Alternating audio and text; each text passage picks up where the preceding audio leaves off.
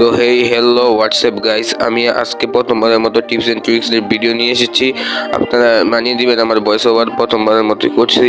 তো আমি আজকে বলবো যে কীভাবে F590 দিয়ে ভালোভাবে খেলতে পারবেন এবং ক্যারেক্টার স্কিলগুলো দেখে নিন আপনারা, এবং আমরা ট্রেনিং গ্রাউন্ডে চলে যাব, আপনাদেরকে দেখিয়ে দেবো প্রুফ সহকারে কীভাবে F590 তাড়াতাড়ি রিলোড করতে পারবেন।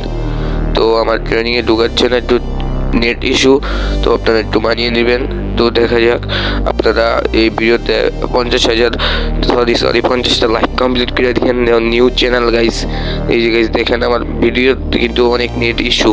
তো আপনারা প্রথমেই কীভাবে F590 চালাবেন, F590 চালানোর জন্য আপনাদেরকে guys fire button plus reload button, এই দুইটা বাটন ইউজ করতে হবে। তাহলে আপনাদের F590 আগের তুলনায় প্রচুর মারাত্মকভাবে রিলোড হবে এবং আপনারা খুব তাড়াতাড়ি এই F590 গানটাই চালাতে পারবেন।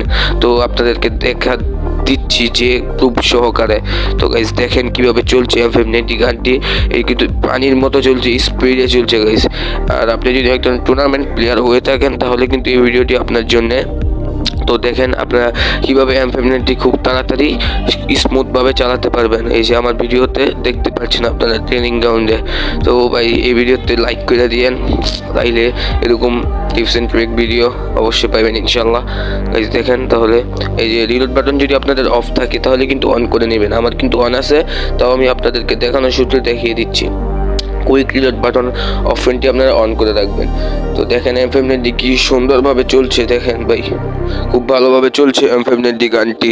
তো আজকে এ পর্যন্তই, আল্লাহ হাফেজ।